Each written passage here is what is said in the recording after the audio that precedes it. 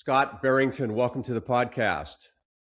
Paul, thank you for having me. I've enjoyed watching several other podcasts. I hope I can live up to the standard. Well, I tell you what, we had a chance to catch up last week at Mary Ellen's excellent party, and we had so much good time there. I said I knew this was going to be a hit just by the fact of how we were catching up. It was great to see you in person. Yeah, awesome to finally meet the legendary Paul LaFontaine in person. I've been stalking you on so much social media. No, just kidding. Semi-stalking. Just always admiring, not necessarily stalking. How's that for a better term? But I always love when I meet people in person, they say, you look so much worse in person than you do on the recordings, right? So it was a great way to start a conversation. Where are you coming from today, and where are you located? Yeah, so I live in Broadlands, Virginia. It's a suburb of the megalopolis of Ashburn, Virginia, which is the data center capital of the world. Um, we got Well-known data, fact, yeah. yeah, data centers pop up here like dandelions on a spring lawn. They're just everywhere. It's the season for it, right? It's the season for it. Apparently. And talk about what you're doing now, because I thought that was a very interesting what you're up to. Yeah, so I've been working for the same company now for about 9.5 years, but I just went through a transition. They eliminated my last position, which was kind of funny because I was like one of one in the company. I was only BD guy for federal, and Okay. I'd been expecting that tap on the shoulder for about 9 years, and then finally it came. So it was a little bit of a punch in the gut. Right. But hey, they said, hey, you got 3 weeks, find another job in the company if you want. So I found another job in the company, more of a direct sales kind of thing, selling one of our product lines. So yeah, I'm in my new job in my old company. So I know my way to work, but I just don't know anything about what I'm doing with my new job yet. So it's a little bit of a steep learning curve, but luckily there've been a few baptism by fire events, and that always compresses that learning curve quite a bit. So it's always good to knock the rust off the gray matter, and plenty, Lord knows I have plenty of rust up there. So Yeah. learning a lot every day, drinking from a fire hose, all those acronyms. Right. I've been in the new job 10 days. It feels like I've been there for 21 days because I think I've worked that many hours, 21 days worth of hours in the last 10 days. Yeah. Well, Or we're so lucky it to get on seems. your schedule. So a pretty new gig, but same company, and in government Yeah, yeah. sales still. Yes, yeah. Yeah, the BD was more softer kind of sales. In fact, most sales guys would say BD's not really sales, but that's okay. I don't take any offense to that. But Right. yeah, it's a little bit more stress because I carry a quota now, and all people who've been in sales know that's always a stressful thing. But a great company, got great people I work with, and got a great boss. So it's going to all turn out great. So And you're not living in worried. the data center capital of the planet. What types of things do you work on? Well, I do actually work over in Tyson's Corner. So the Okay. company I work for is called ServiceNow. They're a Yep. workflow automation company, low code, no code platform. Okay. So I help them in their DoD and federal sales. I cover our Army sales team, and I also cover our Healthcare 2 team, which has HHS, NIH, CMS, a bunch of those federal healthcare programs. And just for fun, it also has the Department of Labor included in that, which I guess maybe if I don't know if that's the Department of Labor that's delivering babies to keep with that, Right. kind of healthcare Keep theme. right. Just to keep the treadmill flowing, right? Yeah. Keep the And, treadmill and flowing. yeah, I need more coffee because the humor's not landing today. I don't think the caffeine will help, but it couldn't hurt. It'll speed it up anyway. So we'll both fail faster, I think, is what the kids are saying these days. So Yeah. let's go on. So that's where you are now. Let's go all the way back. Now in the howitzer entry, it says Chester, Virginia, but you were prior service. So talk about where it all began. Kind of take us back to those days. Yeah, so I kind of had a weird high school. My parents are divorced, and I spent part of my years in Chester, Virginia, just south of Richmond, Okay. southwest of Richmond, and then my mom lived up in Western Massachusetts. So I got friends from both places. But yeah, I was living with my mom and my brothers up in Massachusetts when, that high school graduation was coming around. And, I've never been one for great planning. So I think about April, I was like, oh, what am I going to do? Right. And, I'd applied to, the only Institute of Higher Learning in Holyoke, which was Mount Holyoke Community College. A And fine institution. Yeah, HCC, great for 2 years. But the Right. something, but I just had to get out of that town. It wasn't, to me, a happy place. Right. So I thought, I'll join the army for 2 years, right? I was Yeah. literally, this is a testimony to the be all you can be commercial from back then. I was literally driving home from my job as a dishwasher. It was a high school job, not my late in life career, trust me. Right. Although it's more in my Although you always wheelhouse. had something to fall back on. It's way more in my wheelhouse than software sales is. I can guarantee you that much. Right. Uh, but I was literally like 11 o'clock at night driving home, and I heard the "Be All You Can Be" commercial on the radio. Good one. It, but the catch part was not just that catchy jingle. It was you can join the army for 2 years. Ah. And I'm like, Right. 2 years, I could stand on my head for 2 years. Why not? It'll Yeah. get me out of here. So originally, I signed up, enlisted in the Army for 2 years as a O5 Bravo radio telephone operator, Okay. which is about the least technical job you could have. It was Yeah. doing things like putting a TA-312 into operation. The 292 erection of the 292 antenna was the tricky part, but it was a self-paced AIT, and I got through AIT in about 2.5 weeks. Okay. Uh, and there were guys in my platoon that were still struggling with the pro words, if you remember pro words back then. Say again, all after. Right. Some of them were just really struggling with that part, Well, you but. took to it. If you can remember all that stuff all these years later, you really took to it. Good for you. Yeah. So it was an interesting kind of story. I was going to go to Europe because I'm like I'm an army brat, and I grew up a couple times, lived a couple times in Germany, and I always had that bug. I want to go travel back, and I still love traveling. And then I ended up getting compassionate reassignment to Fort Devens, Massachusetts, which is 2 hours away. And it Okay. was kind of a funny story. I showed up there, and I mean I was an E2, like I think I was like about the same height, probably 5'9", maybe Right. 5'9 1/4". Right. Uh, Right. and I weighed about 133 pounds, right? And so I show up and they're like, well, here's what you're going to do while you're waiting for your compassion reassignment. I was put on the range control. They had a little shack out there where people could come in and do pheasant hunting in the training areas. So I was in this little shack. They would have to come in and check in with me, and they would check out, and I go, "How many pheasants did you kill?" And What? That's it was a crazy. fantastic job because it was me, and there was another guy that was waiting to ETS, right? Yeah. And so he was kind of this. He was like an a seasoned E4, and and he was a great guy, really nice guy.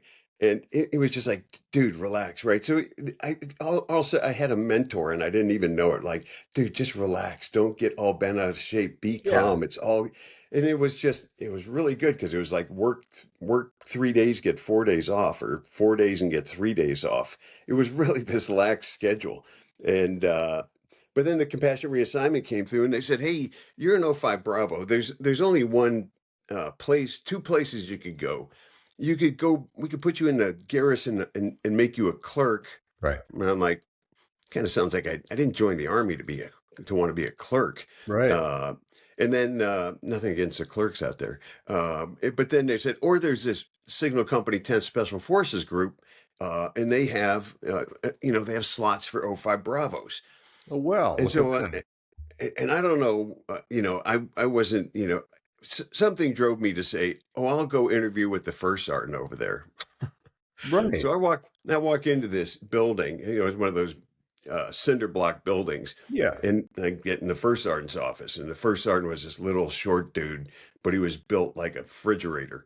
I Right. mean, he had done like 4 combat tours with SF in Vietnam, and he was the shortest guy in the room. And at that time, there were four E5s and E6s in the room, just kind of shooting the breeze with top, and every one of those guys was over 6'1", Right. and I'm just like feel like I'm in the valley, like oh my god, Right.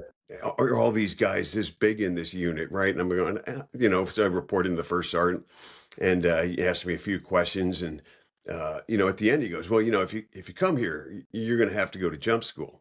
And I was like, oh yes, first sergeant, I'll go to jump school. And I walked out of that interview going, what the heck did I just sign up for? Because Wow. I was terrified of heights back then, but Right. you're not going to say no to a first sergeant, right?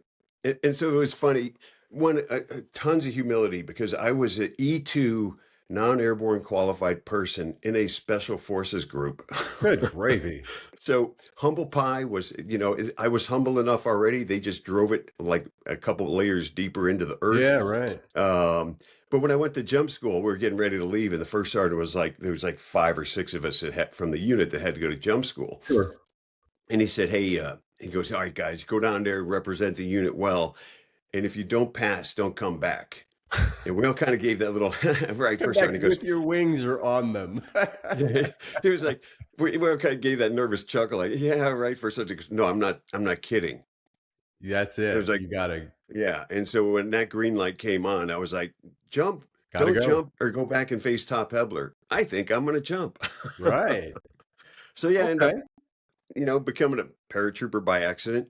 And then, you know, by God's grace, there was a payday activity after I'd been there a year and a half, and there was a thing about use maps, like, oh, apply to the prep Really? school. They Okay. had just So done the screening, like, do you have a GT score? Are you yeah. over 110? Are you still single? Are you under 21? Right. So everybody on the post had to go to this payday formation or Huh. post payday activities, go to the theater, which my buddy and I, Dan Johnson, if those of you from the prep school remember Dan Johnson, he was actually my roommate at up at Fort Devens, and so we were like, "Why do we got to go do this?" Right? Payday formations was always, back in the day, you got up, you did PT, you put on your dress A's, you had a Class A inspection, right? Mhm. And then you went out and actually had to report to a pay officer back then.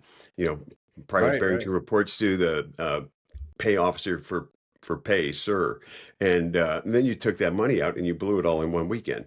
But the first sergeant's going, Barrington, you and Johnson got to go to the post theater. We're like, what are you talking about? I'm like, I'm not going to the prep school. I'm getting out of the army in like, 9 months. Why, Sure. why would I want to go to the prep school? And then all of a sudden I think, hey, dummy, I give you another year to save for going to college. Of course, I had no, So how did they present the prep school to you? So there's those who say, I want to go to the West Point, I want to yeah. have a career in the Army. And then it sounds like the prep school was like its own ends of the way they present it to you, or how did that come off when you were that young guy? Well, I thought it was going to be an end. I thought, Okay. well, maybe I'll fool him and I'll get into the prep school. I don't think I had entertained no idea that I would actually be able to go to West Point. Really? Okay. Um, Yeah. and so we go to this briefing, we're like, the hardened E4 is like, The okay, come hardened on, E4. you Yeah. got to get to the beer Crusty call. E4. The E4 Mafia. Right. And so we're coming out of the theater and, because we're in this SF unit, I had this, beret. It wasn't a full-fledged green Yeah. beret, but this major goes, you two come over here. And he's from the group headquarters. And he goes, I'm going to help you two guys put a packet together to go to the prep school. It's And I'm going, interesting. does Yeah. he know how dumb we are? Like, we're not going to get, but he was, I mean, I wish I could remember that guy's name because he altered the course of my life in such a Right. fantastic way. But he was great. He goes, come see me on Monday. We're going to start putting this together. And so we see him Monday and he goes, you guys didn't really do well in math. And we're like, yeah. And he goes, do this. Strengthen your application by going to the Mount Wachusett Community College. That Huh. every post has their little Yeah, community right. college. And so we did this basically a basic algebra class. And it turned out that too was a godsend. So I get accepted. Well, I get an A. We both get an A in like this algebra class. And I get to the prep school. And the first half of the prep school is all prepping you to retake the SAT. So it's 2 Is English that right? classes, 2 math classes every day. Well, the math classes, I get in this the first couple math classes is everything I had just taken in that course at Mount Wachusett. Right. So I am looking like Like an you're a hero. academic stud. I'm like straight A's in math.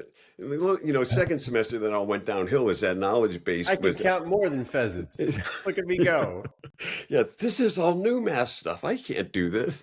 Right, right. But it was enough to, I did well enough academically, and I was like one of the first company commanders there, and I don't know why I was selected to be one of the first company commanders. There's so many more great guys that were Yeah. better than I was. And so I had to actually, they start giving guys their appointments in Yeah. like January. And I was like one of the first guys to get an appointment. And I'm glad I got it How did early that because feel? like, What went through your mind when you actually got the appointment? That must have been yeah. I was, Disorienting. Yeah. yeah. I mean, that's Or were you everybody's kind of in the goal. flow by that time, and you're like, okay, I'm in. Where was your No, head? dude. Again, my original goal was I was going to go to join the army for 2 years and go Yeah. to University of Massachusetts Amherst, which at that time was the number one party school in the nation, by the way. But I went to the number two party school in the nation. No, I didn't. Yeah, right. Yeah, you picked well on that front. If that was your criteria, you really Opposite nailed it. ends of the spectrum. My brother went to UMass. I go visit him. I'm like, holy crap, this place is crazy. Time to go back to West Point. Right, right. But yeah, I mean, I was surprised because I'm like, I coming out of high school, I never would have gotten into West Point. I didn't have the academics. I Yeah. didn't have the Right. extracurricular activities. Um, so yeah, I mean, I was just kind of really happy. But then the next thought is, I'm not smart enough to go to West Point. I'm going Got to to get go do that. crushed Yeah. there. So, I went through 4 years always, expecting that tap on the shoulder, like, hey, the admissions department has made a gross error. Can you please bring your stuff and we're going to get you on a bus Right. back to Fort Right. Devon, son. But I so think we're all we all have the opinion that the prep schoolers kind of came in with an advantage. You certainly had plenty of prep. How did you find the difference when you finally hit our day and all the rest? What was that? Was it yeah, what was it? our day was really easy, believe it or not. So they bring all the Yeah. prepsters in early, right? Like you guys were all going to Mikey Stadium. The prep school we were pre-staged there the night before, and Ah, so that morning we got up and at like 8 o'clock we're going through the our day stuff like first thing in the morning. And just of to course get we it all knew through how and to get some folks salute. done. I gotcha. You Yeah. know, left face, right face. Blah. And so I get all my stuff checked off. I was taking a nap on my bunk at like 10:30 that morning, and all of a sudden the door comes flying open. I was like, oh my God, it must be, and it's Dave Grash, my Beast Barracks roommate, Dave was in my and that company. Yeah. and Yeah. that Yeah. Yeah. dude was like, his eyes were like this. And he's, sir, Football I'm player. like, dude, I'm one of you. Like, don't, no, sir. I'm like, dude, I'm going to be your roommate. We're going to be friends. Right. But Right. he was, and as I guess most, people were new to that military experience, he was just, I mean, spazzing in place is a Yeah. polite way to put it. But, I had empathy or sympathy, whatever, towards him. I'm like, I get it. I was there. But to me, yeah, Beast Barracks was kind of easy. I think my squad leader had a really easy job because he'd just go, hey, Barrington, show them how to shine their shoes. Hey, Barrington, show them, and so, You were that uh, guy. All right. yeah. That's good But though. It's good to have that guy around. To be but I think honest. they strategically put the prepsters, so Dave Grash was a recruited quarterback for the football He team. So I'm was. sure they're Yeah. like, hey, we better find someone that can shepherd this guy along. But Right. anyways, yeah, it was I thought Beast Barracks was kind of interesting. Uh, the one thing I've always liked about the military is you can be a little bit of a smart ass, but you can have a lot of fun in the military. Uh, Mhm. and my squad leader was pretty good. I don't remember his name, but he because but I think I brought a little bit of levity to the squad for that Beast Barracks period. Um, Yeah. I mean, I just go back to like a funny story when I went to basic training. The first night you get to basic, from the reception station to basic training. It was a Hollywood scene. It was like raining sideways. It was like 10 o'clock at night. Soldiers are running all over the place trying to get into formation, Right. and I'm in formation, and just looking straight ahead, and I hear the drill sergeants have this one kid out in front of the formation Right. named Rob Sweet. Yeah. Yeah. Sweet, are you Sweet?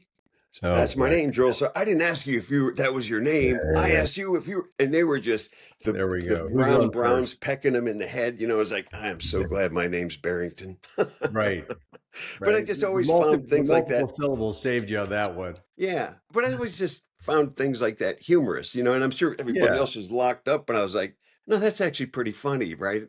I felt sorry for Rob Sweet, who was in my Sure. squad afterwards. But to me, it just struck me as funny, and I think that's one thing I enjoyed about my Army career is I had a lot of really great bosses that were just it helped me adopt into my motto is if you're not having fun at work, it's too much like work. My first Yeah, company that's great. commander at Bragg was this little short guy from Louisiana. He was like 5'7", smoked like a chimney, could run like a deer. Had five daughters. His oldest daughter was 6 years old. And he Good would just gravy. invite all the lieutenants over to his house on Friday night. He goes, I need to have some He-Man time. You guys are all coming by my house at 5 o'clock. I don't care where you go afterwards, but you're sitting on You my got to. front porch and having beers with me. Right. I need male But companionship. but he was What? just a fun guy. I'm Yeah. sorry. So Bragg, we're going to get to that because you had a super interesting run. I had a look at your a couple of your documents, the LinkedIn and the Facebook, etc. But you ended up an I-2 as a plebe. Yes. Was the addition of academics that accelerated? Did that change it? Because it sounded like the Beast Barracks didn't phase you because you had the right preparation and attitude. How'd you find plebe year? Academically frightening.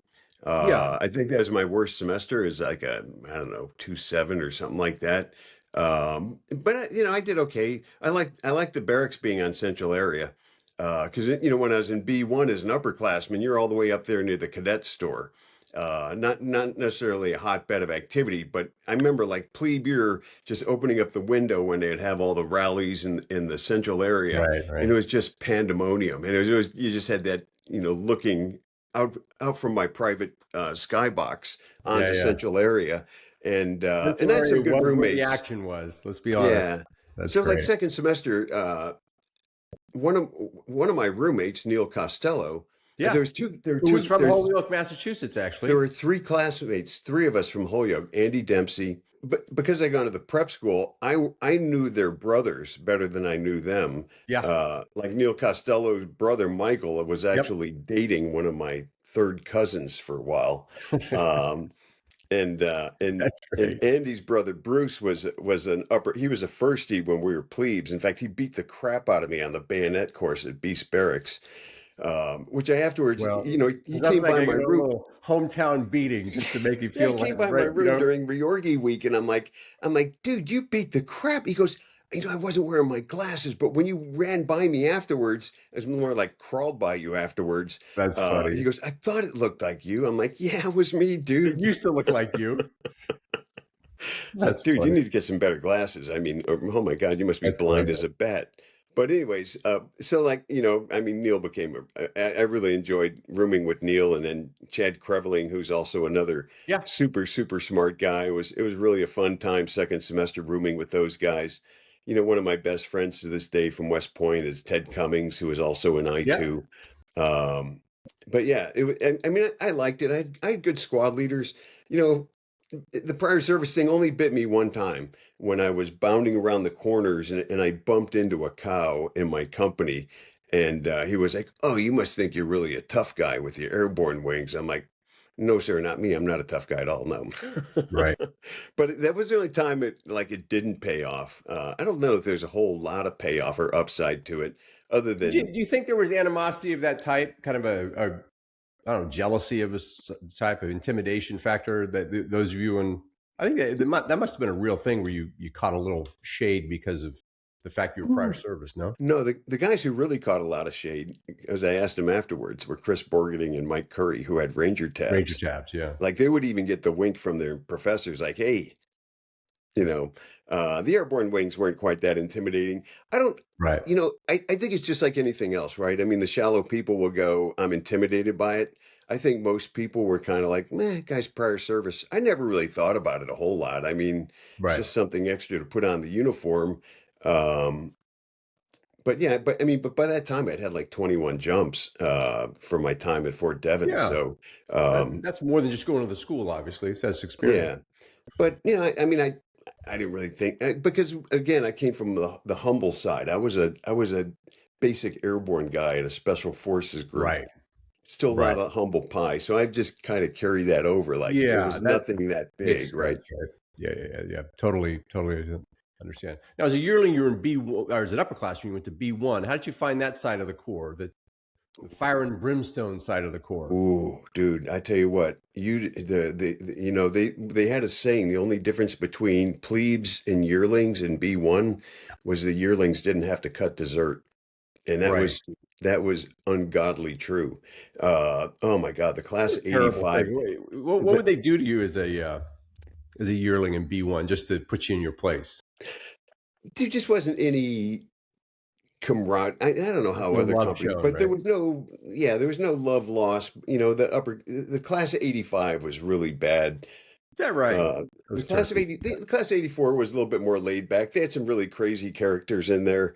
Uh, but yeah, that first yearling year was just kind of like, you didn't feel like you're an upperclassman, you know, and I know there's the pecking order through the whole 4 years, but it just was, I wouldn't say outwardly hostile, but under the just really a very thin veneer of, okay, you're not a plebe. But like I Right, said, right, right. hey, we didn't have to cut dessert, so that was good. Hey, that's progression of a sort. Now, Yeah. there's a little mention in your howitzer entry about you're always the last man in the Corps to go to bed. What was that all about? Because quite an achievement if you think about it. You stayed up Well, more than anybody else. What was that about? let me orient you to the author of my West Point. So I Everybody room should go with check out Scott's howitzer. It's a nice entry. It's well done. yeah. Nick, I roomed with Nick Bellucci 2 times, and he was Right, a great roommate. But he he would never clean the room. Like I would, I was like, dude, at least right, cut out the trash can liner if you remember those days, right? And right, he's like, dude, we don't need one. I'm like, oh my God, do I have to do that too? And I would like clean out the sink, and then he'd go brush his teeth. I'm like, dude, and I was always academically frightened of failure there, and so I right. was, and I'm a night owl, so I would just be like studying my butt off, and that's my one regret. My only regret from West Point was they had so many great extracurricular activities Yeah, and yeah, clubs and so forth. Is I regret I didn't take more advantage of doing those kinds of things when I was a cadet. I yeah. tip my hat to anybody that was a core squad athlete and had to go out and do the rigors of being an NCAA Division I I can't athlete imagine it honestly. That's and amazing. trying to study at the same time. Yeah, yeah. Although I don't want to brag or anything, but I do have on my LinkedIn resume that I am a former NCAA Division I JV athlete. Hey, I was on the JV lacrosse team for 2 years, and that in itself is a story. So when you're plebe, right? I was in the yeah, first plebe class. I had to do boxing, right? And so every day you'd come back to formation, or every week the upper class would go, Barrington, how you doing in boxing? I'm like, right. sir, I'm 1-0. Sir, I'm 2-0. Sir, I'm 4-0. And not a great achievement, but Well, for some of us, that's a pretty good achievement. yeah. I just made sure I was always with smaller guys. I'm glad I wasn't big, because I know classmates have told stories of I was just tall. I wasn't in great shape, but Right, because of my size, I was in with the football players. right, right, right. Yeah, So the smaller side of the house there, I was with the flyweights. But they go, oh, you're going to be great for plebe boxing, for intramural boxing. I'm like, no, I don't want intramural box. And so, lo and behold, January comes about. Who's on the intramural boxing team? Me. Who do I get paired up with? A yearling who really liked to box. And and I that's swear to God, those are the worst kind of people to box. Is it, those who like it. yeah, it's like, John I'm looking Ponce, at you, like, oh yeah, TA. Ponce lives for boxing. I did not live for boxing. I've No, lived in fear of boxing. But right.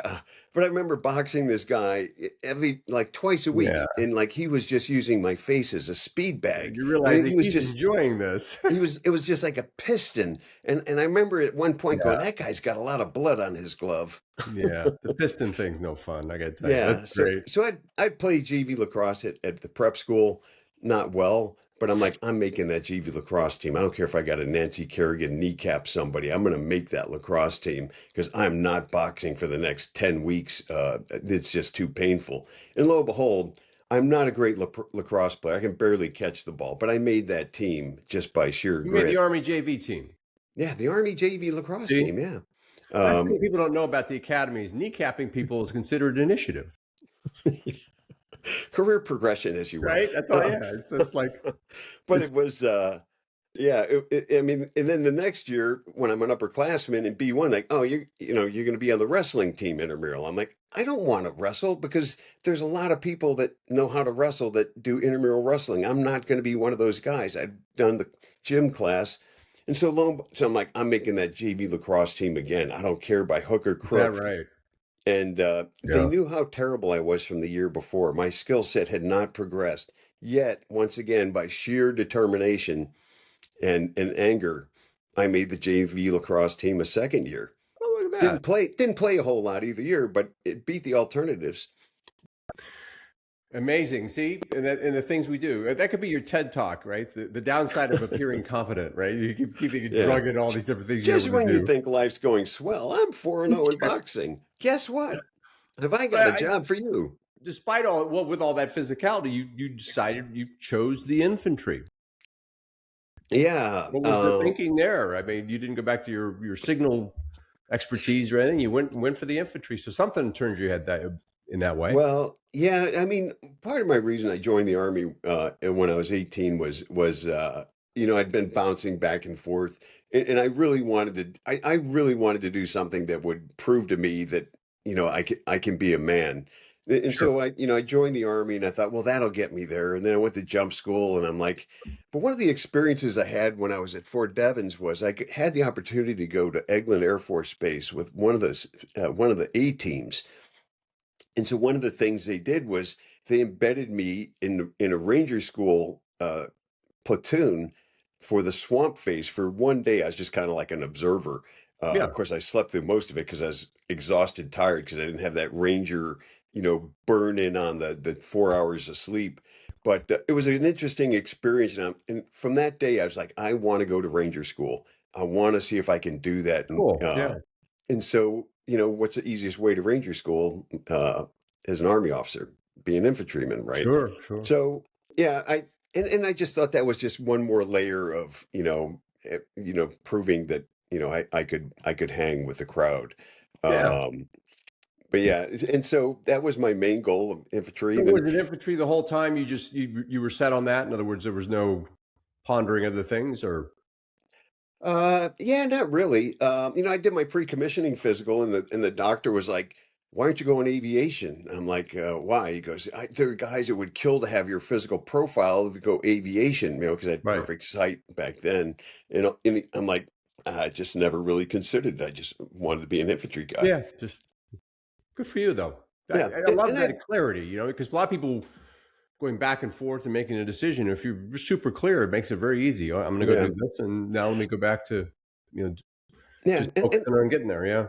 and I love my assignments as an infantry guy. Fort Bragg, I did this 6-month peacekeeping multinational force and observers over in the Sinai Peninsula, which was like Yeah, talk luxury about that. dude. So we were talking about Bragg a minute ago. So you started at Bragg.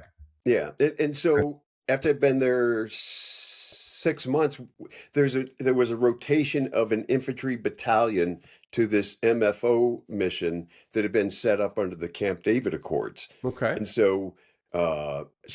my battalion was chosen to do a rotation over there, and all you're basically doing is manning these checkpoints, enforcing Right. the treaty of making sure there's no overflights or no one has an incursion into anyone else's territory. Right. Right. The great news is the South Camp, which was where the American battalion was stationed, is right almost at the bottom tip of the Sinai Peninsula, next to a little town called Sharm el Sheikh. Sharm el Sheikh at the time had they had a Sheraton and a Hilton, and now it's like a full-blown Yeah. tourist A resort area. well-known tourist resort now. Yeah. Yeah, Not and so much back then, I bet. Yeah. that area is famous for scuba diving. There's a It is. beautiful coral reefs all over the place there. And so one of the things the Army wisely did is they actually sponsored soldiers to become PADI certified dive instructors. And so every soldier got the chance to do No scuba kidding. courses over there. And so it's just only time I've ever really been scuba diving. It was just spectacular. I mean, You where can couldn't you go find a after better that? place to do it. That's Yeah, amazing. I mean, Jacques Cousteau's favorite place to dive was at Ras Mohammed, which was at the very, very southern tip. It was Amazing. like ten minutes away. But yeah, it was just I can't dive in a lake now. I've seen tropical fish. It's So, Yeah, right. anyways, Yeah. yeah, but yeah, it was fun. You know, it was a laid back assignment. And then we came back from that. I did the Desert Shield, Desert Storm, went to the advanced course, and then did my hardship tour in Vicenza, Italy. So what was Um, the Desert Shield, Desert Storm? What did you do there? yeah, so I was a battalion adjutant, primary staff officer, Yeah, yeah. lieutenant, and so You the if you S1. remember, Okay. the 82nd Airborne Division was on the far left flank, Yeah, and we were the diversionary tactic because, and I mean, all the hard fighting was certainly in the east. Um, but I will tell you one interesting story about that. You would sure. A lot of people are really mad because the 82nd got a disproportionate amount of credit uh, before the war, and it was because we had a brilliant PAO at the division level. So he was at these hotels in Riyadh. All these press guys are sitting around with nothing to do. He shows up and goes, "Who wants to go talk to some soldiers?" That's Oh great. my God, there's got to be a ton. Oh my, there were 3 buses of guys That's show great. up to our company, our battalion position. I was the S1, so I was kind of like, the escort officer, like, okay, here's where the soldiers are. And then these guys were just like busting off the bus to go talk to soldiers. Like, finally, I got a story other than what the interior of the Hilton Yeah, looks right. like. And it's just kind of funny. I was Well escorting played. Now, these. I think if I remember, you guys were the first over there, though. Yeah, my battalion, my brigade Okay. was the first brigade to deploy in Yeah, that's August, that's early significant. You August. can't. I mean, you just kind of casually toss out Desert Shield, Desert Storm, but you were the first in, and that was kind of a hair raising period to be over there. Yeah, I will say nobody has ever fired at me in anger in my entire Army career. Right. But when we were doing the op order back briefs at Fort Bragg, Yeah.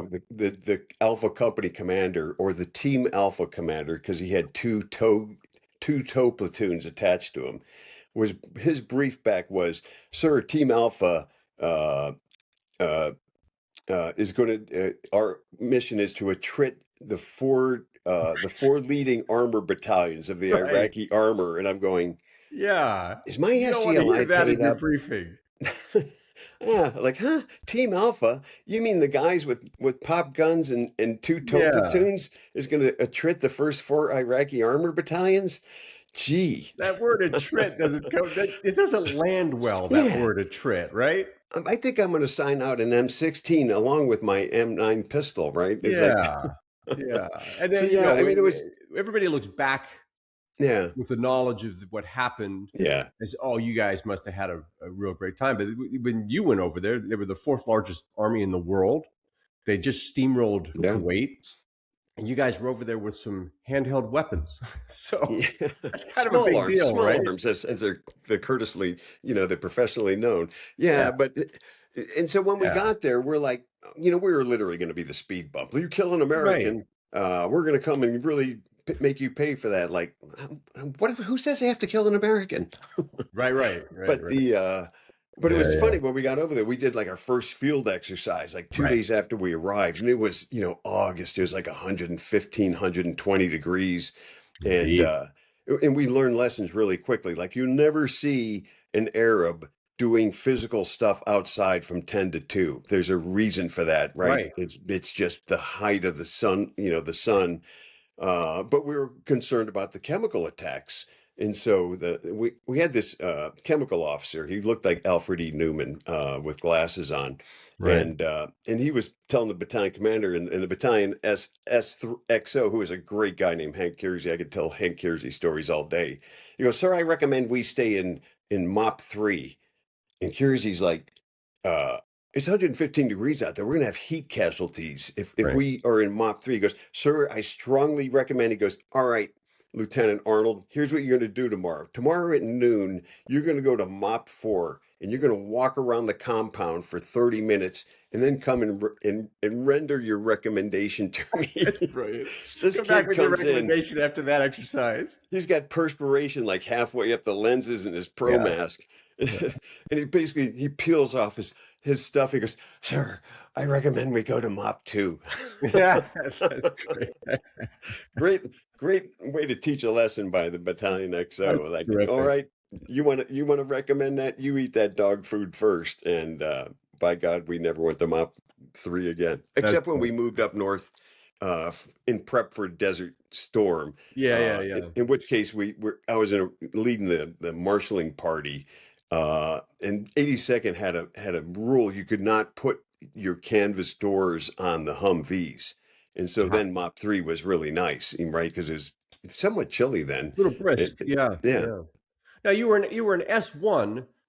Uh, that's progression. That's pretty good. I mean, you're an infantry battalion S1 at that time, so you're no slouch at the old army thing. I think, Yeah, right? you Come on know, now, you just kind of threw that by there, but we can't allow that stuff. well, you know, my Self-deprecation is peers, not allowed on the podcast. It's your and time to I'll just shine. throw out some fun names because they're great guys. Bill Carney, for Yeah. example, became the scout platoon leader. Would you rather be the scout platoon leader or the battalion S1? Oh, scout platoon leader, but what the heck? There's not enough room for everybody over that scout platoon. Yeah, and I tell Yeah, you, Bill Bill Carney was did a the much. scout platoon. I'm That's sorry. great. Bill was the scout platoon leader. Yeah, and Bill did a much better job than I ever would have done. So I call Bill Carney one of the hardest people I've ever met in my life. That guy Yeah, is right. tough, tough guy, but humble. I mean, well, those who know Bill Carney, I'm Yeah, not telling him any secrets there, but sure. great guy, great American. So yeah, I mean, yeah, the S1. You go, oh So yeah, did you I'm a go primary. platoon leader to S1, or what was in between? Did you do an XO time? How'd that work? Yeah, I did the platoon leader. I was the Delta company, the anti-tank company. I was a platoon leader over there. I Okay. was a company XO for one of the rifle companies, and Okay, then there you I go. moved up to become Moved up to the S1. S1. That's a good run. That's a Yeah, I good run. was. Yeah. Well, I was there, because of Desert Storm. I was in the unit for 4.5 years because I was Yeah, supposed to leave to go to the advanced course in like June before Desert Shield, right, and I was like, hey, right. I just got in this staff position. I'd kind of like to learn my job. I've only been in it for 4 years. Can I defer to go to the advanced course and for until like next year? And they're like, yeah, Yeah. sure. Desert Shield, And off Desert you went. Storm pops up. It's, 18 months later, I'm finally leaving to go, 15 months later, I'm finally leaving to go to the advanced course. In fact, You were Peter, later in the cycle compared to your peers. yeah. Yeah. So Peter Feeney, actually, I would have been in the same advanced course he was in. He ended up joining us, my battalion No kidding. Iraq or Saudi Arabia rather, as part of they consider themselves the Deadpool guys, right? They all Yeah, graduated from yeah. IOBC and go out, and so Peter shows up, and it became again a really great friend of mine, and uh, on the day I was PCSing to leave to go to the advanced course, he was taking command of his rifle company. So that's No how far kidding. behind. I didn't command a rifle company till almost 3 years after that. So by the time I came out of company command, I was like a captain with, 9 years in the Army or something. You originally joined the army for 2 years and you thought you were going to get out. Now here you got a head of steam now. You're going into your coming out of the advanced course. You're heading over to Italy. What talk about where your head was on the army? I mean, Desert Storm. I mean, you got some good momentum. Yeah, same thing. I've never really thought anything I did was that great, and so I just Mhm. went over there, and then lo and behold, uh, it is almost. They used to kiddingly call themselves the fourth of the 75th Ranger Regiment Right. because the battalion commander was a guy named John Abizade, who is Yep. legendary, right? I mean, he He was went on at to do a few things. Sure. Yeah. yeah. Well, he was like the hero of the jump into Grenada. Yeah. Jumped up on a bulldozer. I mean, with a The whole thing. Yeah. genuine badass. Pardon my Yeah. French. Yeah. But and so most of the company, a lot of the officers in that unit, because Abizade was allowed to handpick who he would let come into the battalion. A lot of those officers, the captains, the captains of field grades were Ranger Regiment guys. They'd all done their platoon leader time, and so yeah, it's kind of like, oh, you're not really one of us. I kind of had that feel to it, but I enjoyed it. I mean, this is how the lieutenants and the junior NCOs were unbelievable. Well, and the captains were too, right? Mark Esper was over there with me. Yeah. The legendary Dave DeRoche was stationed there with us as Oh, well. legendary. Oh dangerous. my God, I didn't know him at You school, can't but you can't turn on an Arab language program these days without him yeah. commentating on it. For goodness' sake. I think he's, doesn't he have the Al Jazeera elbow patch sweater too with the, so, and then Wade Cook was over there with us as well, another class. I Wade, didn't know him at all. I didn't know him from school, but great guy. I was served with Really, Wade at the 24th. Yeah, yeah, brilliant guy. Super, super smart. So it was a good assignment. You know, I enjoyed it. I mean, among the three battalion commanders, they retired with 11 stars. So not too shabby a leadership group over there. Although yeah. one guy was kind of meh. He was a 3 star. But it was like, I won't tell the middle So guy's name, but Abizade picked the captains, and how did he choose you? How did that work out? Or oh yeah. because he So didn't, so I you was at weren't the the one that snuck in without him knowing about it. Obviously, how'd that work? Yeah, so I was in the at the advanced course, uh, you know, and you know, I signed up, you know, because back then as an infantry guy, you did your light time and then you did your mech time, right? Right. Or vice versa. Um, and I ran it, and Mark Esper was in my IOAC class. He was also in my Hmm. IOBC class, my Ranger School class, and I roomed with him first semester senior year. No So I kidding. Look like at to that. tell people, because I did really well in probability and statistics, that because I roomed with Mark Esper, I had a 50-50 shot at being SecDef, That's right. That's right. right? That's that's what I learned in That's probability how and math statistics, right? works. See, you There's learned only that back in the two. junior college. That's how Yeah, math works. yeah. One, two, 50% chance, probability and statistics. It just fell the other way. That's all. But Mark goes, hey, I was just going to go be a heavy mech guy, and I really didn't want to kind of do that.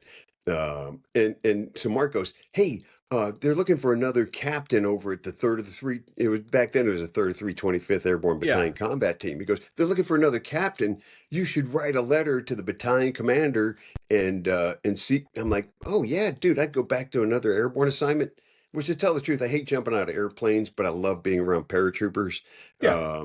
And so I just wrote a letter and, you know, and had my old battalion commander, you know, write an endorsement for me Okay. and I got selected. But yeah, the first two commanders I worked for over there, they both they could hand select their officers who were coming over there. Um, and then you have to have Peter Feedy on a podcast because Love to have him on. Yeah. Peter Feeney was actually lieutenant in Vicenza. He was supposed to go to 8th Infantry Division, which, if you looked at the OML for infantry assignments, Yeah. was just slightly above Fort Polk. Well, But he ends up getting to we've had enough Vicenza. guests on who went to Fort Polk that I would never demean the post. Oh, yeah. I have a very good friend of mine that actually fought in Panama out of Fort Polk. Right. I don't mean to demean anybody that served there, No, but, no. you know, it does have But it has a special place in our hearts. Good old that Camp Fort Polk. Swampy kind of, you know, Beetle Bailey, But you I'm know, going to no. say the words because you're not.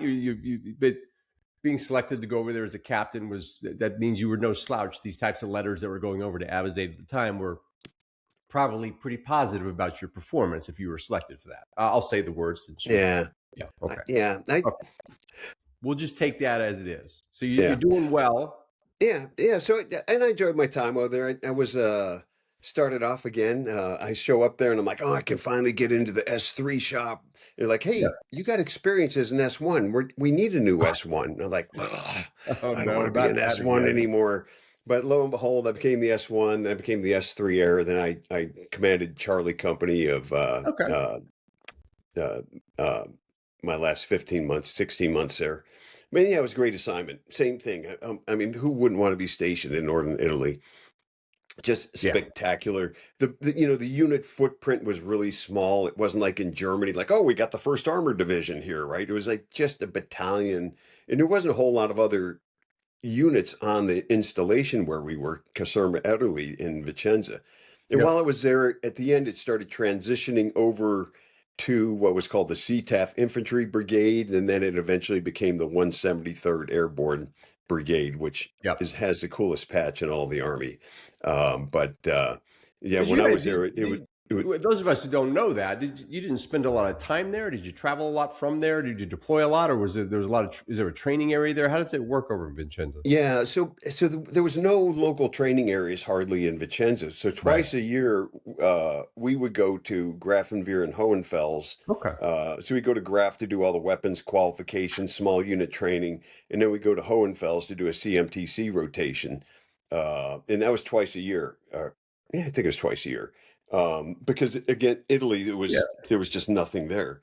Um, Because those so of us who were on the big, I was at Fort Stewart on the big bases, yeah, all just there. So yeah, you would basically go to your same building, and then you'd go out to different ranges and stuff. But right, you all had to travel to the resources basically. correct. Yeah, there were some local things like in Italy. I know we helicoptered out on CH-47s to do some platoon level live fires in the Alps. Yeah. So there's fun stuff like that. But the one I did actually deploy with, it was called Task Force Barrington. It should have been called Team Barrington, but it was Task me. Force Barrington. The fact that one of those existed is magnificent. We should do a documentary on it. Yeah. Love it. So Terrific. uh so I was on vacation in Munich. I was on leave in Munich with my wife. I said, let me call back to the unit, let them know where I am, just in case something's going on. So my wife's like has her purse and we're ready to go out to dinner. I'm like, let me just make this Yeah. call back, and this staff runner picks up the phone. I say, hey, this is Captain Barrington. I just want to let you know, here's the phone number. I can be reached at. He goes, sir, stand by for a second. The S1 needs to talk to you. I'm like, what? And it was my old XO. He goes, you need to come back right now. I'm like, why? What's going on? He's like, are you at a secure phone? I'm like, dude, I'm in a hotel in Munich. No. He goes, you just need to come back right away.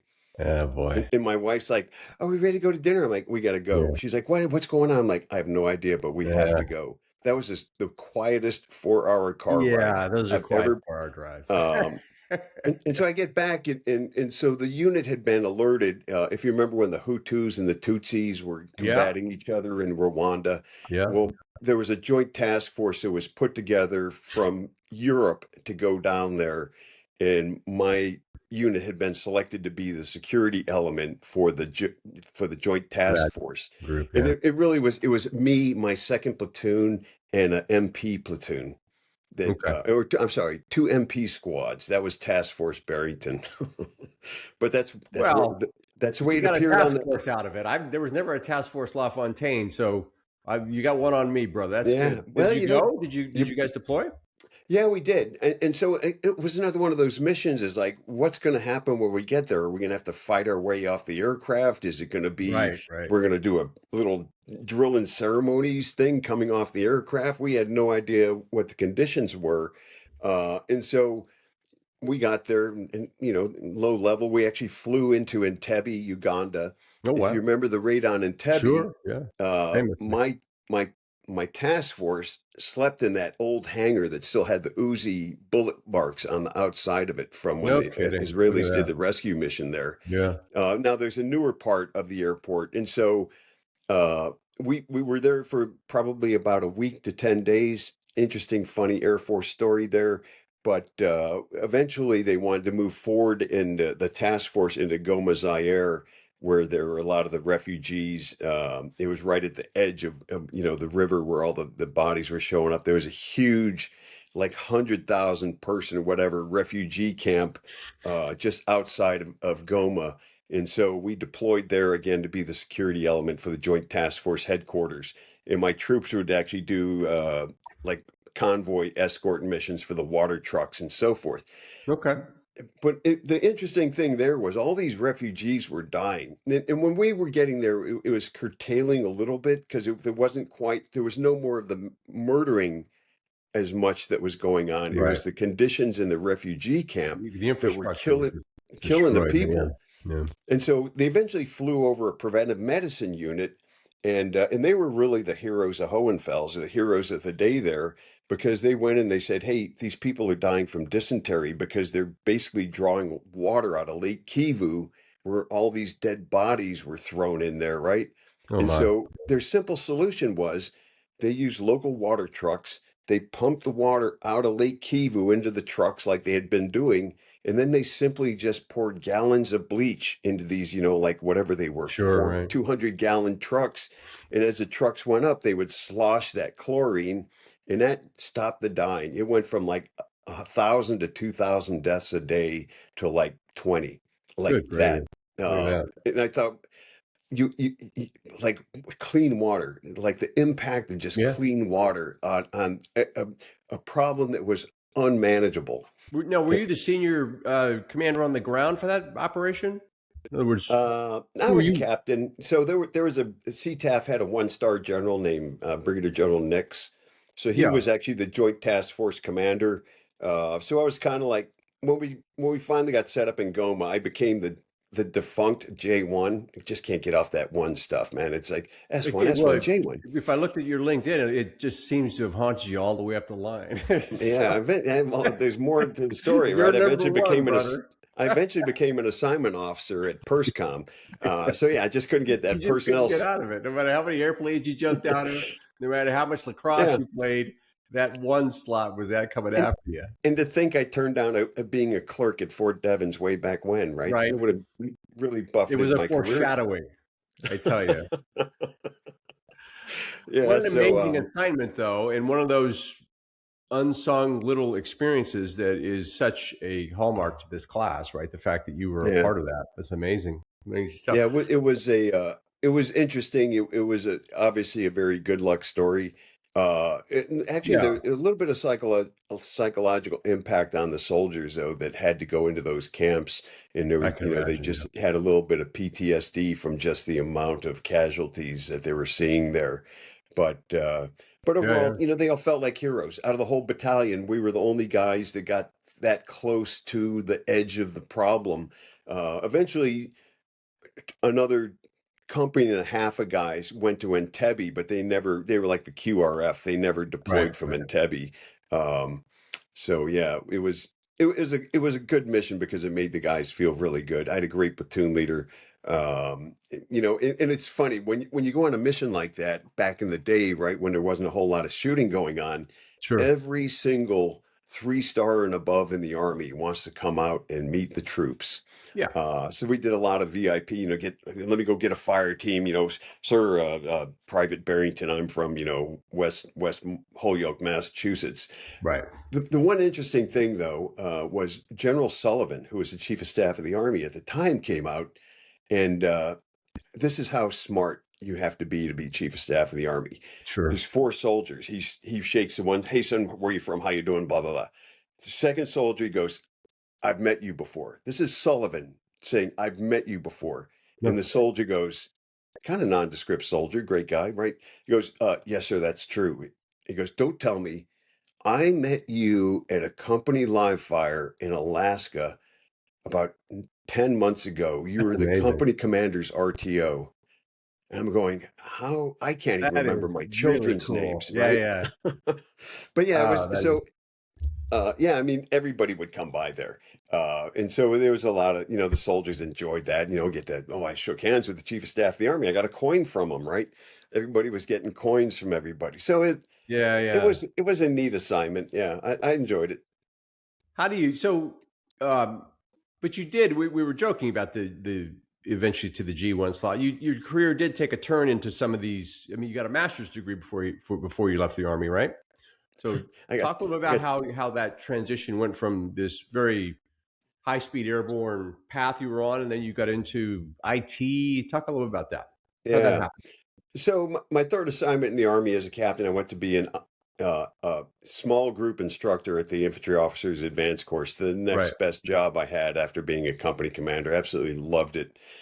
It was, the small group leader, right? You had your 20 guys in your classroom, Hmm. and you would close the door and you could do like just learn. Yeah, so it was, we're gonna have a good time, and if you're not careful, you learn something too. And Right. and so it was just a great learning lab. I learned as much from the students. And like one day, the instructor from across the hall goes, "Hey, can you close the door to your room?" I'm like, "Why?" He goes, "Your students are laughing so hard, it's disrupting my class." I'm like, sounds like you need to close your door, my friend. Yeah, yeah, Because I right. don't have a window in my classroom. This is going to be hermetically sealed classroom if I shut that door. So no, I'm not closing my door. Yeah, But yeah. it was fun. Worked with a lot of great guys. It was one of those environments where all the small group instructors were concerned with is how do we put out the best graduates that we can.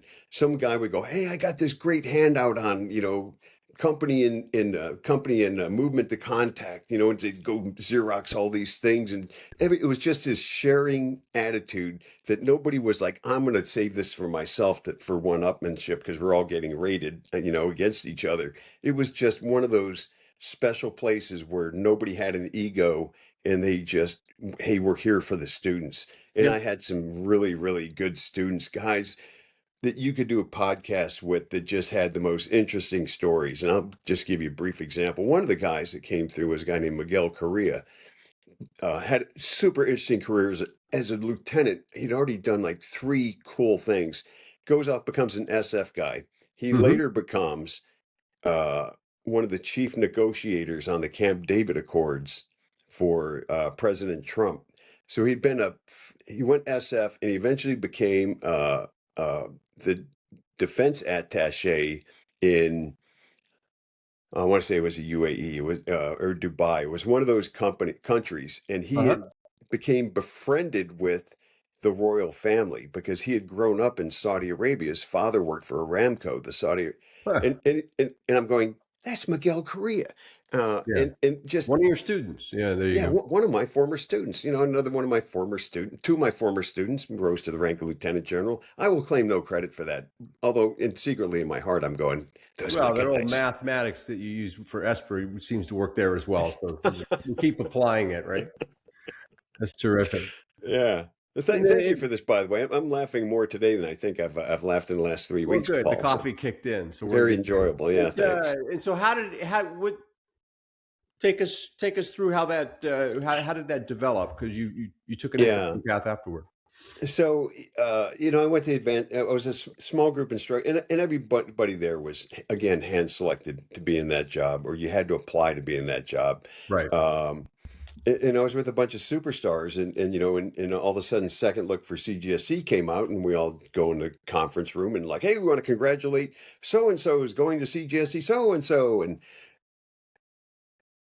and so here didn't get selected. And I was Huh. just like, back then it was like, dude, that was a kiss of death, right? You had lottery like chances of being picked up third or fourth look. Right. Right. And so I'm going, my life in the infantry's done. Like I'm Right. never going to be a battalion commander. So I got to find something else.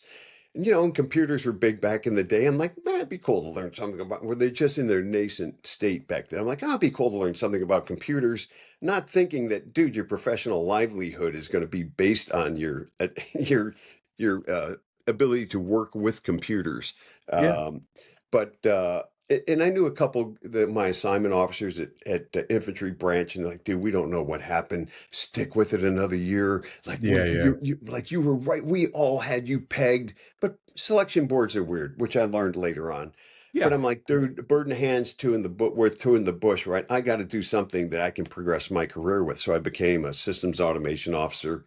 Went to the 12-week shake and bake twang. You're an IT expert class down at Fort Gordon, and then went on my first assignment as an How IT was that guy to shift for you? I mean, that's a huge shift of, I guess, identity, or like how yeah, did that yeah. sit with you going from being this the commander of Task Force Barrington to this IT leader? What Mm, how was yeah, that? to me, it was just another adventure, right? Okay.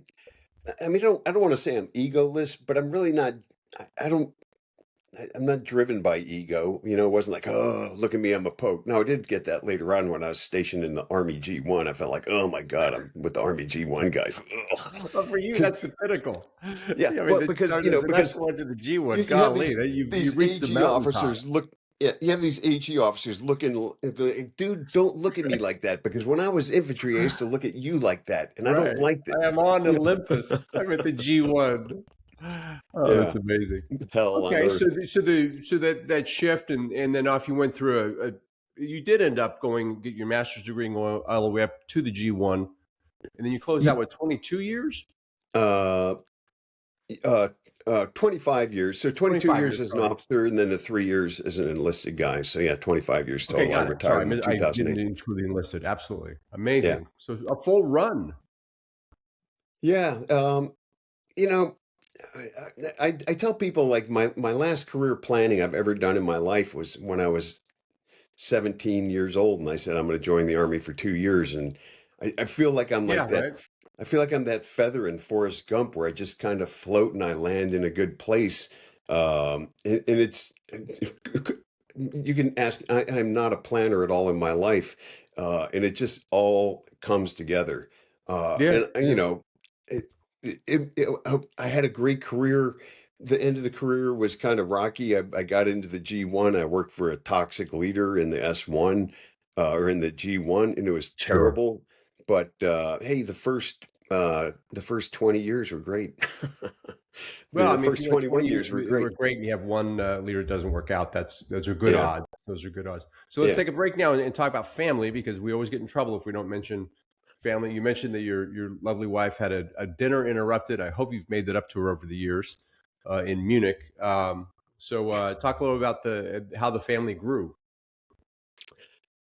Yeah, well, there's kind of a little interesting story about how my wife and I met. I was in a station in Italy, and Hmm. she was a roommate with my best friend from high school's sister.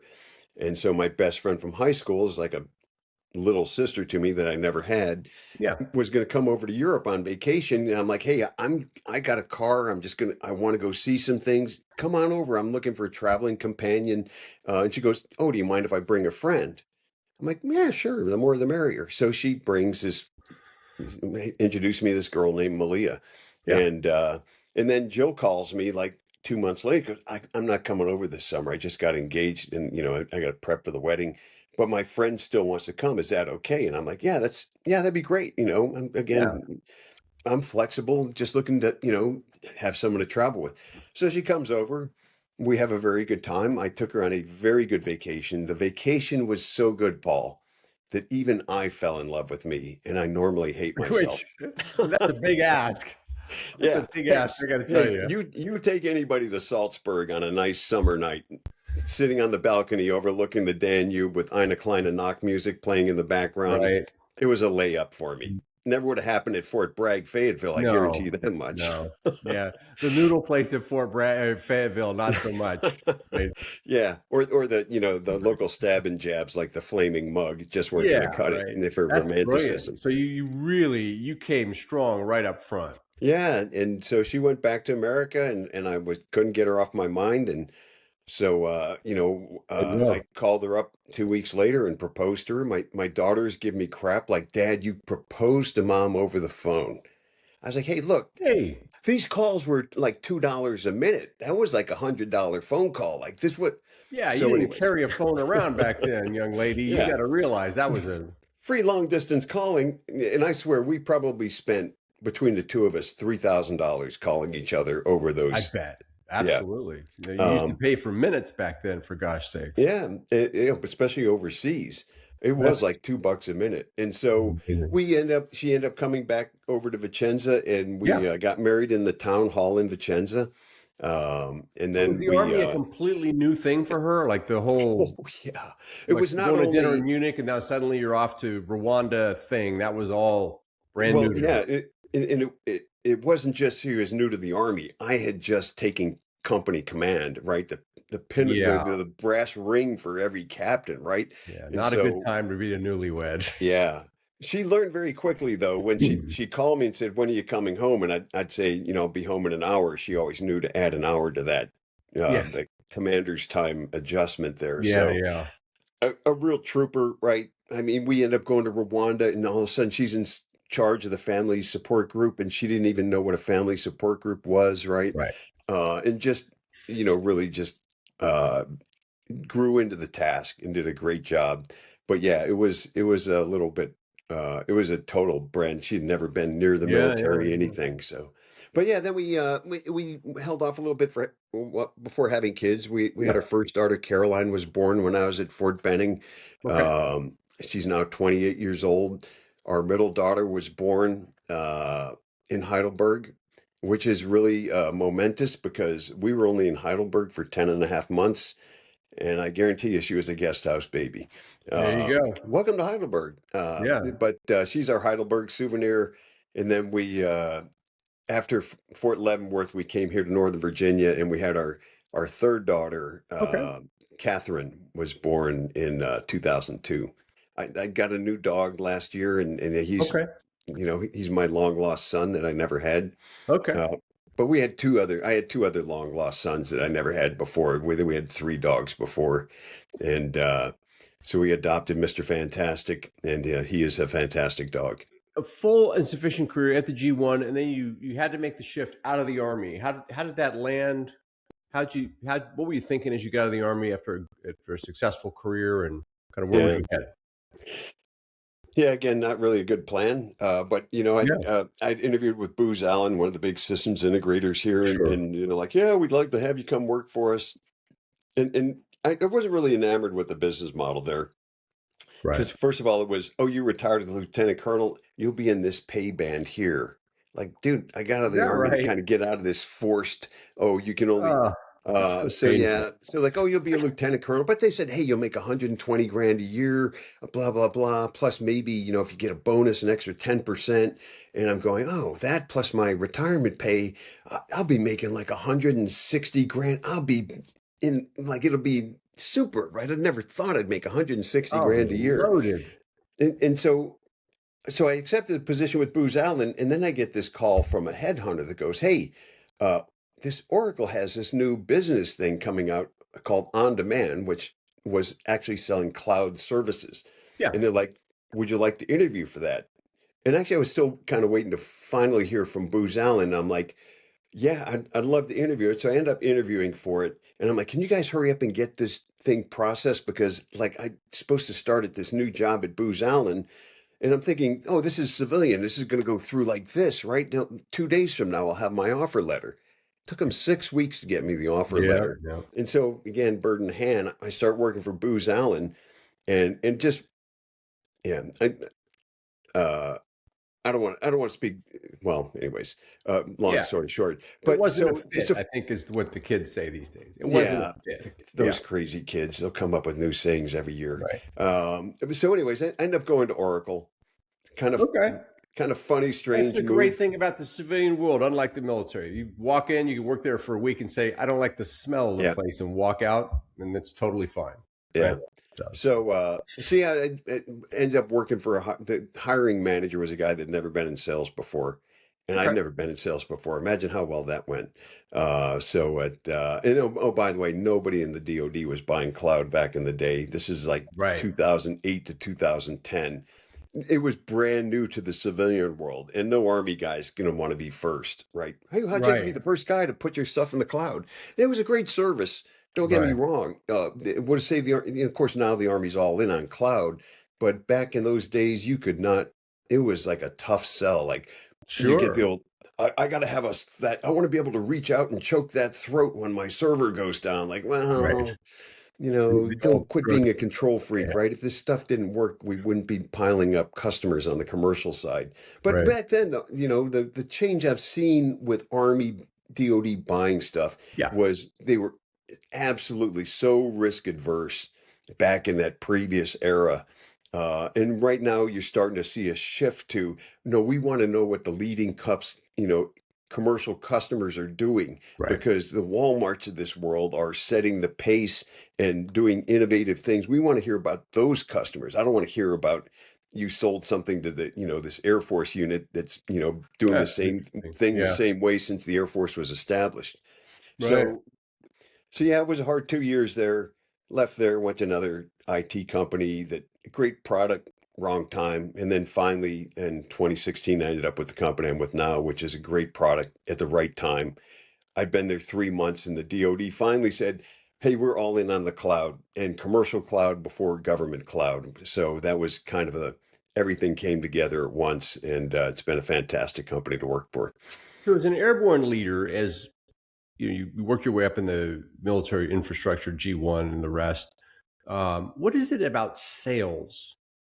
Because I mean, all your stories are about tremendous leadership opportunities. What is it Yeah. about sales that you like? Oh, I don't like sales at all, other than the paycheck. Well, it's the paycheck. It's The good enough. paycheck, Paul. The payola is fantastic. I never Well, knew that's how much, fine. That's a completely valid answer. Just like if you sir. I walk out of a find place if you don't like the smell, you could actually work at a job just for the money. That's totally fine. That's the great. it is challenging. I mean, it's interesting, but there are a lot of people, like you'll find a lot of former Division One athletes in sales because Right. it's the hunt, it's the competitiveness, right? Okay. And that's what really drives them, right? I can make more quota than you. I can be the best sales rep, and so you see Yeah. a lot of that. I'm not really driven by that. It was literally the paycheck, because, Okay. for example, Booz Allen was going to pay me 120 grand a year, and I was Sure. going to be commuting like an hour and 15 minutes every day over to West Springfield, Virginia.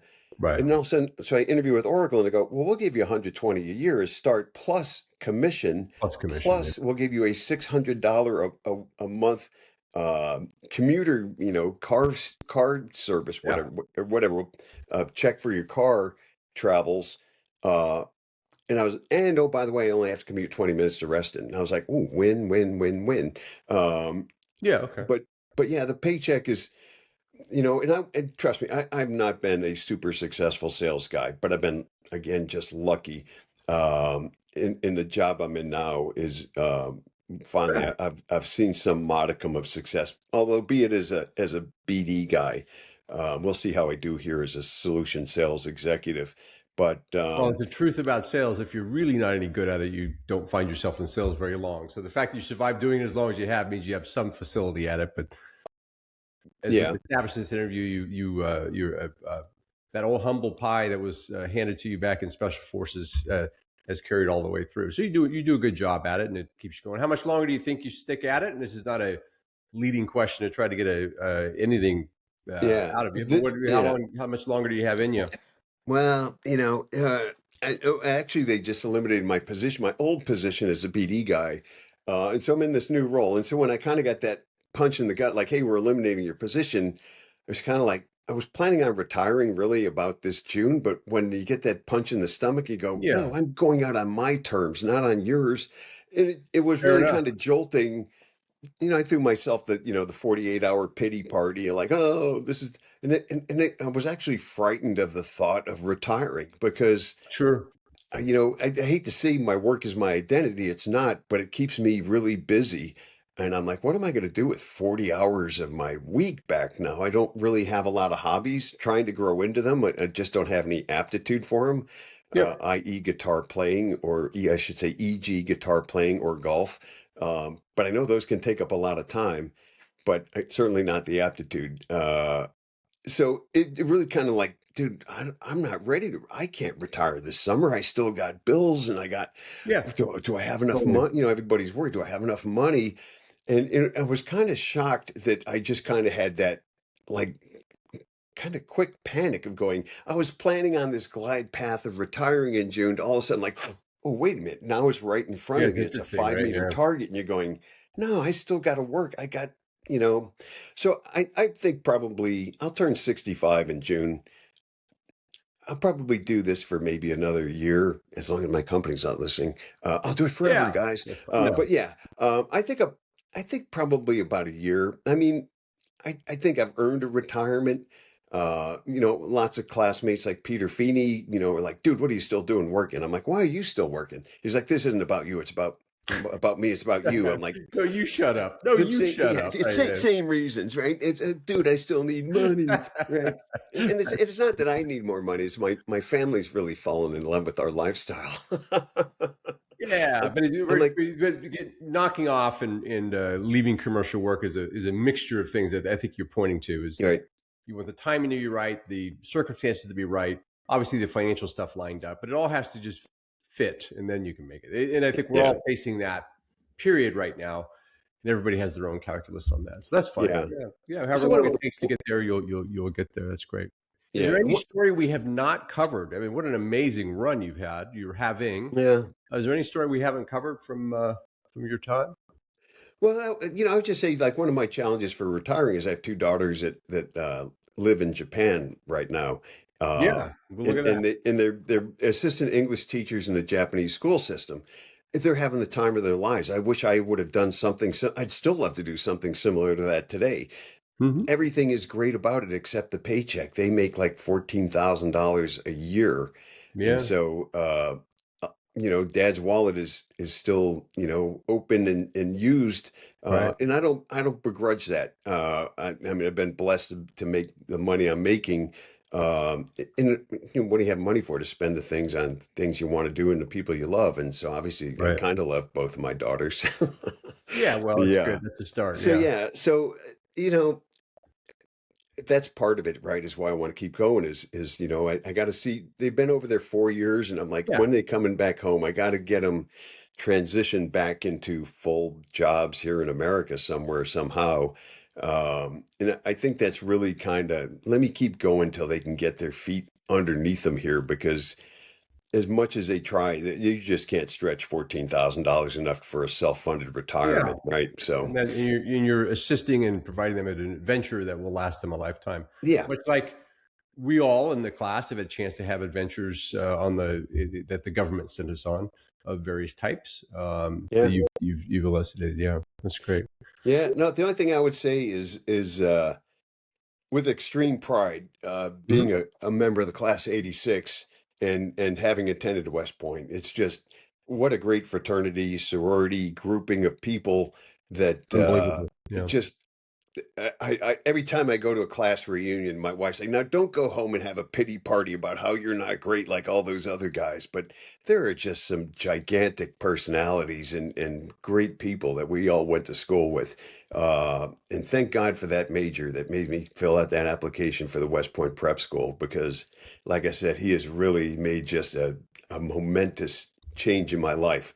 Yeah. So my Oh, hat's I, off to I would, you. I would, I would suggest that you're one of the greats as well, my friend. You certainly have had a heck of a run, and when you're walking in the room, it's you're one of those who say, "I got to catch up with that guy because I know he's been up Yeah. to all sorts of stuff." So, tremendous stories, and it's such a pleasure seeing you in person last week, and then having a chance to do this week and taking the Yeah. time to do it. It's been terrific, man. I really appreciate you coming on. Yeah, thanks, Paul. It's been my pleasure, and I hope that we do see each other in person sooner rather than later, and more often than we have in the last 40 years. We certainly will, brother. Yeah. Thanks so much. Thank you, Paul. Take care. Thank you for listening to this episode of the Courage Never Quits podcast, where any member of the class of 1986 who is willing to tell their story will be a guest. To get the word out and stay up to date on the latest episodes, hit the like and subscribe button. With over 900 living graduates, we have a lot of stories to tell, and you don't want to miss any of them. We'll see you in the next episode.